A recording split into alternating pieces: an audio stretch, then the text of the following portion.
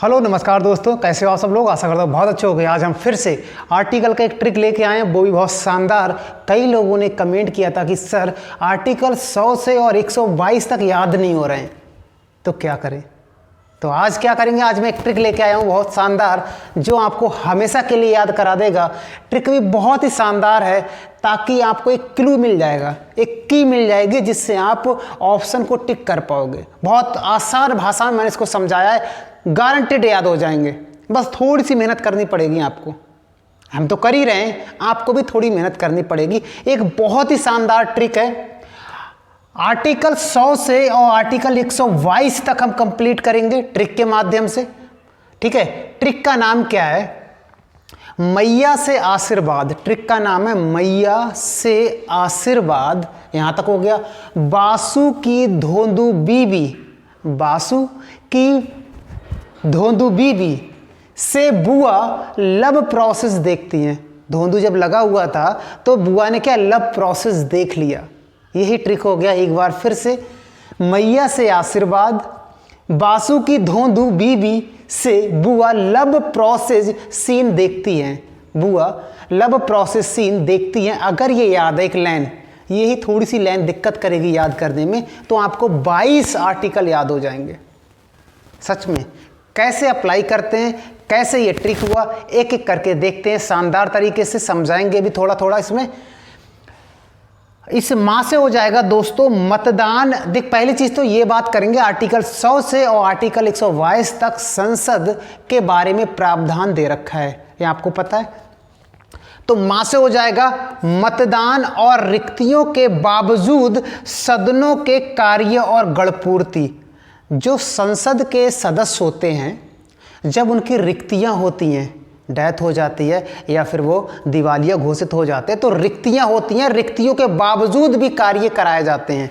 तो उसी के बारे में प्रावधान है कि रिक्तियों के बावजूद सदनों के कार्य रुकने नहीं चाहिए। सदनों के कार्य कैसे होंगे, कैसे नहीं होंगे, सारे प्रावधान किस आर्टिकल में? 100 में। और गणपूर्ति का मतलब उनको पूरा करना। ठीक है, किस प्रकार से पूरा किया जाए। किसी की डेथ हो गई है तो अब पूरा कैसे किया जाए, सांसद को किस बेस पे उसको रखा जाए, तो उसके बारे में इसमें प्रावधान है आर्टिकल 100 में। ठीक है, इससे क्या हो जाएगा, स्थानों का रिक्त होना। मान लेते हैं कोई विधायक, विधायकी में भी टिकट में हो गया और सांसदी में भी हो गया, या ऐसे समझो कोई विधायक है, विधायक उसने चुनाव लड़ा सांसदी का और वो जीत गया। अब उसमें से एक ही तो मिलेगा उसको पद। तो इस प्रकार की कंडीशन जब होती है, तो आर्टिकल 101 के अनुसार स्थानों का रिक्त होना, उसको भरना पाया जाता है। किस प्रकार से उनको भरा जाए, इसके बारे में प्रावधान है। यहाँ से क्या है, योग्यताएं। किसकी योग्यताएं? जो संसद के सदस्य होते हैं उनकी योग्यताओं के बारे में बताया गया है आर्टिकल 102 में। तो हमने 100, 1 और 102 देखा। इस साथ से क्या हो जाएगा, सदनों की निहिरताओं से संबंधित प्रश्न पर विनिश्चय।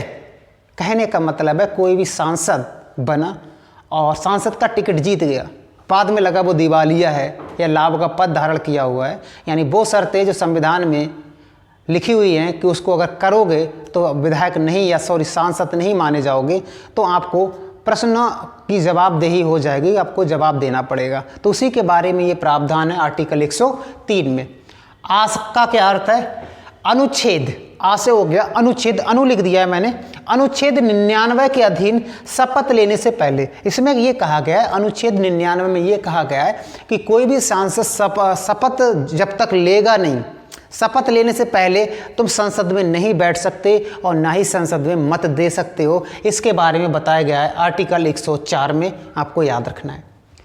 ये सा से क्या मतलब है? सा का मतलब है, सा से संसद के सदनों और उनके अनेक सदस्यों की समितियों की शक्तियों का विशेषाधिकार है। यानी संसद में जब शस्त्र चलता है तो बहसबाजी होती है, आपने देखा होगा, पर्चे भी फाड़े जाते हैं और ऊंची आवाज़ में बात होती है, धप धप की आवाज़ आती है। इन सब के बारे में प्रावधान किस आर्टिकल में है? आर्टिकल 105 के अनुसार उनका कुछ नहीं होता। आप न्यायालय नहीं जा सकते। अगर आपने संसद में किसी को कुछ बोल दिया तो आप न्यायालय नहीं जा सकते। आपने देखा हो किसी का पर्चा उठा के फाड़ देते हैं, ऐसा सब कुछ चलता है, केवल वो संसद में ही सब कुछ होना चाहिए।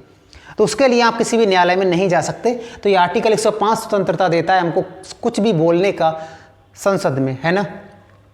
इस बात से क्या हो जाएगा, वेतन और भत्ते, यानी जो सांसद हैं उनका वेतन और भत्ता कितना दिया जाएगा, कितना नहीं दिया जाएगा, क्या कटौती की जाएंगी, ये सारा प्रावधान किस आर्टिकल में, आर्टिकल 106 में है। कितने आर्टिकल में, आर्टिकल 106 में। मैया से आशीर्वाद, यहां तक हमने देखा तो 6 आर्टिकलों को कंप्लीट कर लिया, ठीक है। बा से क्या हो जाएगा दोस्तों, बा से विधेयकों के पुनर्स्थापन और पारित किए जाने के संबंध में उपबंध। विधेयक जब पारित किया जाता है तो उसके बारे में प्रावधान है कि कैसे पारित किया जाएगा, इस सब के बारे में प्रावधान है कि लोकसभा, राज्यसभा, प्रेसिडेंट यस करेगा, नो करेगा, इन सब के बारे में प्रावधान आर्टिकल 107 में है।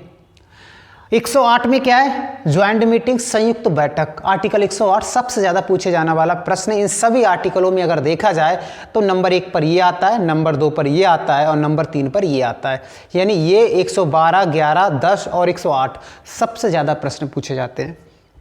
संयुक्त बैठक, जब संसद में कोई सत्र नहीं चल रहा है, कोई भी सत्र नहीं चल रहा है और इमरजेंसी में कोई कानून बनाना है तो संयुक्त बैठक राष्ट्रपति बुलाता है, लेकिन अध्यक्षता लोकसभा का अध्यक्ष करता है। लोकसभा का अध्यक्ष अध्यक्षता करेगा, ये स्पीकर से बोलते हैं, और बुलाएगा राष्ट्रपति किस आर्टिकल के अनुसार, 108 के अनुसार, ठीक है। तो बासु यहाँ तक हो गया। ये साइलेंट रहेगा दोस्तों। धोंधू, धोंधू का अर्थ क्या है, पहले धा से हो जाएगा, धन विधेयक के संबंध में विशेष प्रावधान। धन विधेयक, वित्त विधेयक, ये सब आपने सुना होगा। और जो धन या वित्त विधेयक है सबसे पहले लोकसभा में पारित होते हैं, उसके बाद राज्यसभा में जाते हैं और लास्ट में प्रेसिडेंट यानी राष्ट्रपति के पास में जाते हैं। तो इनके बारे में जो प्रक्रिया है, किस प्रकार से पारित किया जाएगा, तो वो किस आर्टिकल में, आर्टिकल 109 में है। याद रखेंगे, आर्टिकल 109 में है। नेक्स्ट हमारा दूसरे धा से क्या है, हमारा दूसरे धा से धन विधेयक की परिभाषा। बहुत बार पूछा गया धन विधेयक की परिभाषा किस आर्टिकल में है, तो धोंधू से याद रखना। पहले धा से हो जाएगा 109 आर्टिकल और दूसरे धा से 110 आर्टिकल हो जाएगा। इसमें धन विधेयक की परिभाषा बताई गई है कि किस प्रकार से धन विधेयक बनता है। एक होता है वित्त विधेयक, 117 हम पढ़ेंगे जब, और एक है हमारा धन विधेयक। तो वित्त विधेयक जो होता है वो बहुत बड़ा होता है। अगर हम यहाँ पे बात करें, ये हमारा विधेयक है, इसमें वित्त विधेयक है, ये पूरा हमारा वित्त विधेयक है। इसमें छोटा सा भाग है हमारा धन विधेयक का, जो हमेशा लोकसभा में ही पारित होता है। तो 110 हम याद रखेंगे।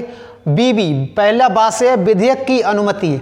विधेयक की अनुमति के बारे में बताया गया है कि लोकसभा में जाएगा कि राज्यसभा में जाएगा, पास होगा कि अनुमति कौन देगा। जैसे आपने सुना होगा वीटो पावर, इसी आर्टिकल के अनुसार राष्ट्रपति वीटो पावर का इस्तेमाल भी करता है।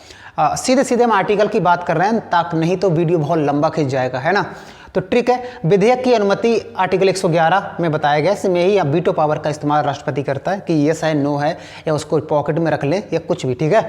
दूसरे बी से क्या हो जाएगा, वार्षिक वित्तीय विवरण। वार्षिक वित्तीय विवरण का मतलब है जब साल की शुरुआत होती है तो स्टार्टिंग में बजट पेश होता है।